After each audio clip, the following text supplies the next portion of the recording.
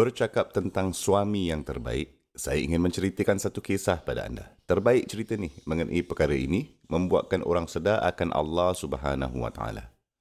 Kamu tidak hanya mengajak orang untuk bertakwa kepada Allah Subhanahu Wa Taala hanya dengan kata-kata kamu saja. Perwatakan kamu itu, akhlak kamu itu akan dapat menunjukkannya. Seseorang rakan saya, dia ni telah menjadi kawan saya sebenarnya dalam travel saya yang sangat singkat yang pernah saya buat dulu. Dia bagi tahu saya tentang bagaimana dia dibesarkan dalam keluarga Muslim. Dia berasal dari Guyana. Dan di Guyana ada sebilangan orang Islam yang committed. Dan ada pula yang mencampur adukkan agama mereka dengan agama Hindu. Dan sebilangan orang Islam pula hanya mempunyai nama Muslim tapi mereka hampir hilang segala tentang agama mereka. Mereka hampir tidak mengetahui apa-apa tentang agama mereka. Dan dia ni adalah jenis yang terakhir ni. Dia hampir tidak tahu apa-apa pun tentang agama. Dan dia membesar di New York. Dia hampir bahkan dia seperti bukan Muslim pun.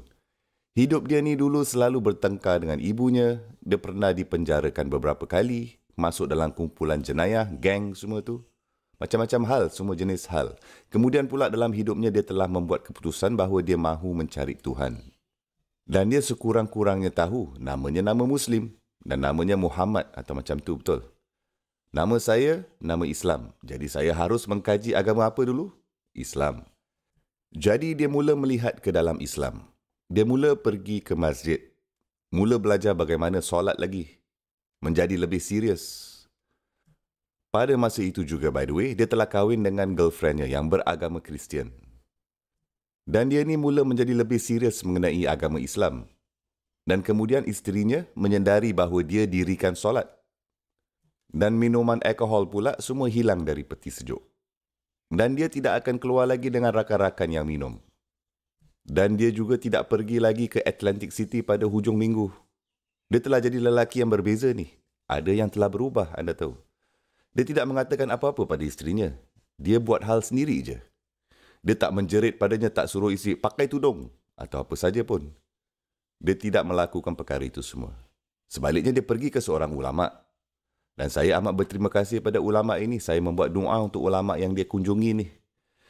Dia tidak memberitahu nama ulama' ini. Tapi dia berkata, saya pergi ke ulama' saya dan saya memberitahunya bahawa saya menjadi lebih dan lebih menyedari akan Islam. Tetapi isteri saya pula tentu saja seorang Kristian dan dia juga bukan seorang Kristian yang beramal pun. Dia sama seperti saya macam muda-muda dulu. Bagaimana saya boleh bantunya? Ulama' itu menjawab, jangan beritahu isterimu tentang Islam. Tapi jadilah suami yang terbaik yang anda boleh. Dan untuk melakukan itu, pelajarilah tentang apakah maksudnya untuk jadi suami seperti Rasul SAW. Beliau adalah contoh untuk kita semua. Lakukan itu saja. Jangan bimbang tentang apa yang perlu kamu katakan padanya. Sebaliknya, bimbangkan untuk menjadi suami yang terbaik dan itulah sunnah Rasul SAW. Rasulullah SAW akan membelikan hadiah untuk isterinya. Rasulullah SAW akan bergurau dengan isterinya. Rasulullah SAW akan juga menghabiskan masa dengan ibu-ibu mukminin, meluangkan masa. Rasulullah SAW akan memuji ibu-ibu mukminin. Beliau akan memberi pujian pada mereka semua. Compliments. Tapi kalian semua masukkan makanan yang pertama pada buka puasa dan seperti Dan isteri tanya, kenapa? Anda kata, tak ada apalah. Betul. Sebilangan kaum desi di sini minum seteguk lasi dan dia pergi. Saya tahu ekonomi sekarang buruk tapi kita tak mampu beli gula ke? Ia seperti sangat menyakitkan suami-suami untuk anda mengucapkan pujian kepada isteri-isteri. Saya faham. Tapi ini sunnah tau. Makanan yang paling sedap. Amazing. Nampak tak? Isteri kita sedari-sedari begitu terbiasa mendengar perkara-perkara kasar dari suami, dari kita. Kemudian apabila kita mengatakan perkara-perkara yang baik, mereka menjadi bingung. Seperti jika suami hanya mengatakan, kamu kelihatan sangat cantik hari ini. Awak ni dah kenapa? Dia menjadi bimbang seperti suami telah melakukan sesuatu. Kita mesti memperbaiki situasi ini, masalah ini, suasana macam ini tak sihat. Okey, oleh itu dia ni mula melakukan perkara ini dengan isterinya. Dan pada mulanya, dia kadang-kadang berdebat dengannya mengenai Islam. Dan katakan kepadanya bagaimana agama Kristian tidak masuk akal, bagaimana 3 boleh menjadi 1, 1 boleh menjadi 3, tak masuk akal. Semua jenis hujah itu anda pernah mendengarnya sebelum ini, betul? Dan tidak ada apa yang boleh jalan dengan isterinya. Tidak ada satu pun yang boleh jalan. Isteri seperti tidak. Aku beragama Kristian dan itu saja. Jesus ada di dalam hati saya. Jangan kacau saya, biarkan aku sendiri. 3 tahun telah berlalu dan dia berhenti bercakap dengannya tentang agama Kristian dan betapa ia tak masuk akal. Dia terus berhenti berdebat dengannya. Dia hanya cuba menjadi apa yang dia boleh untuk menjadi suami yang terbaik. Dan satu hari dia solat maghrib dan isterinya pula ikut dia solat. Dan dia sedang berada dalam solat dan tiba-tiba seperti terganggu sikit solatnya. Setelah selesai solat, dia memandangnya. Dia tanya isterinya, apa yang sedang berlaku ni? Dan isteri pula, apa? Tak ada apa-apalah. Dan suami tanya lagi, tidak, kamu harus memberitahu aku apa yang berlaku. Dan tentu saja, isteri mengatakan apa yang akan dikatakan oleh semua isteri pun, mana-mana isteri pun. Ini rumit lah. It's complicated. Tetapi akhirnya dia memberitahunya, okey, tengok ni. Saya tidak pernah melihat suami seperti kamu. Ayah saya tidak seperti itu.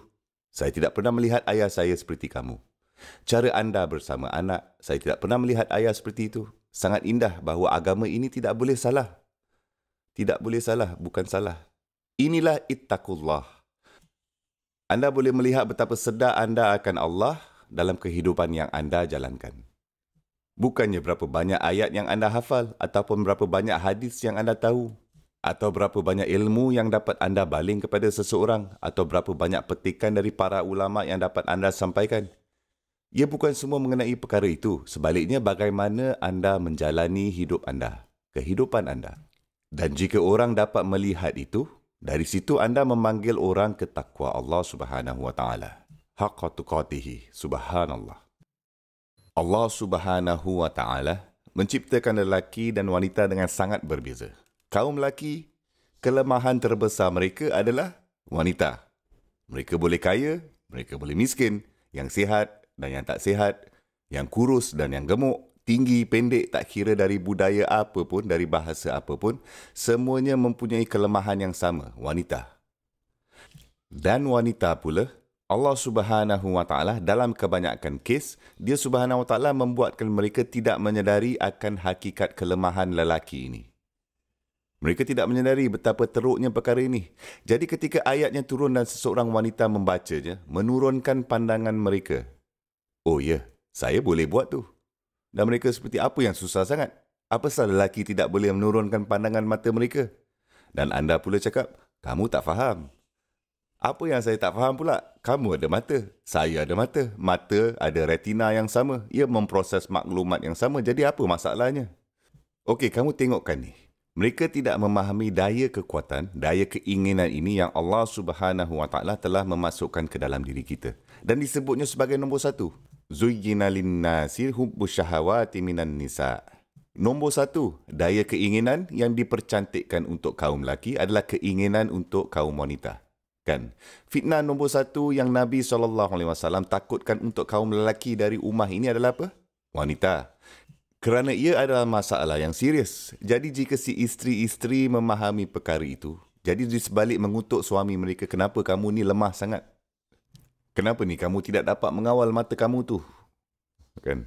Mereka sepatutnya menerima ini adalah ciptaan Allah Subhanahu wa taala. Jadi si isteri mempunyai peranan untuk menyokong suaminya untuk menjadi kuat dan dia dapat melakukannya dengan menangkis, menepis godaan-godaan darinya. Bukan dengan memberi lecture kepadanya, anda tahu.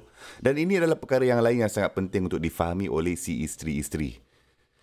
Si suami, dia pergi office atau dia naik LRT dan ada wanita yang berpakaian yang kurang sopan. Mereka duduk di situ, tersenyum tersengih kepada semua orang, cuba menarik perhatian. Pada dasarnya jenis-jenis wanita ini dari segi maruah mereka, mereka tidak dihormati untuk akal mereka. Mereka tidak dihormati untuk pendapat mereka. Jadi yang mereka fikirkan adalah kita akan dihormati jika lelaki melihat lebih banyak dari diri kita. Jadi mereka berpakaian tidak senonoh kerana ketika lelaki memandang mereka, mereka terasa seperti ada harga diri. Bahawa saya mempunyai nilai, orang pandang saya. Dan pada dasarnya itulah sungguh sedih, sungguh menyedihkan. Kemudian itu si suami sampai ke ofis. Dan sekretari tersenyum kepada kamu dan berkata, "Hai, apa khabar? Kamu sihat ke hari ini?" Anda tahu kan? Kamu makan apa untuk lunch? Oh, kamu puasa ke? Oh, bagus tu. Dan kemudian anda mula balik ke rumah dan setiap iklan dan advertising, wanita semua tersenyum kepada anda dan kemudian anda sampai rumah. Dan anda membuka pintu dan si isteri berkata, kenapa lambat balik? LRT lambat lah. Kan? Betul tak? Hari-hari LRT lambat. Faham sangat dah. Kan? Dahi berkerut setiap hari. Dan hari pertama tak apa. Hari kedua tak apa. 10 tahun macam ini. 12 tahun macam ini. Apa akan berlaku? Si suami akan membinakan dalam dirinya sikap tawar hati terhadap si isteri. Walaupun si suami tidak mengatakan apa-apa. Dia sudah tawar hati di dalam dirinya. Dan penyelesaiannya, solusinya yang sangat mudah dari Rasulullah SAW. Senyuman si isteri ketika suami balik ke rumah.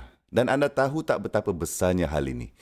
Ini bukan perkara yang kecil kerana ia menikam suami di dada ketika si suami pulang dan si isteri tidak ambil peduli.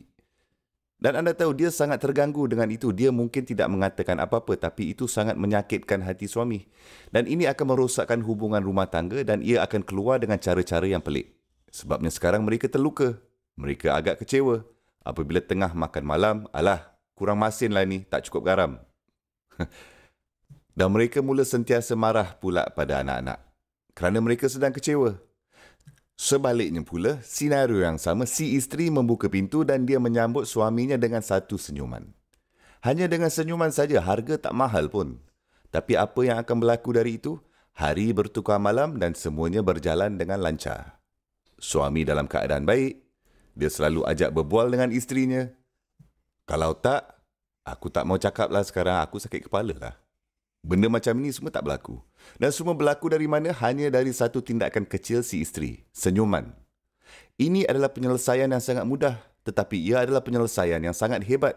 Dan jika anda tidak menjaga penyelesaian ini dan bagasi ini, beban ini akan terus bertambah dan bertambah dan bertambah.